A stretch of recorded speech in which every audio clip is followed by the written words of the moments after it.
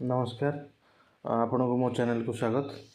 आज आम देखा नुआ कंप्यूटर सेट 5980 केमती अवेलेबल हो देखु देखु कंप्लीट सील पैक मैटर ये कैबिनेट SMPS मॉनिटर कीबोर्ड और देखु मदरबोर्ड 22 इंच मॉनिटर फैन ये सबू नुआ अच्छी ठीक अच्छे। ए CPU धरी नियंतु एथिरे अछि Intel core i3 processor 4GB RAM आउ 5GB हार्ड डिस्क किंबा 128GB SSD ए टोटल आसी जाउछि केते ना 6980 रे अवेलेबल हो जाउछि। 15.1 इंच मॉनिटर कीबोर्ड माउस ए कंप्लीट सेटअप 6980 रे अवेलेबल हो जाउछि।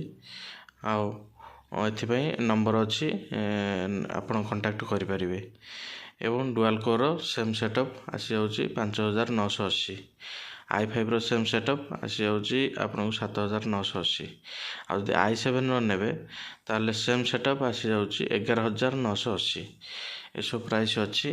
आपन को आपन चैनल को लाइक करंतु, सब्सक्राइब करंतु एवं शेयर करंतु एवं फ्यूचर अपडेट मु आपन काली नेक्स्ट वीडियो रे दे देबी।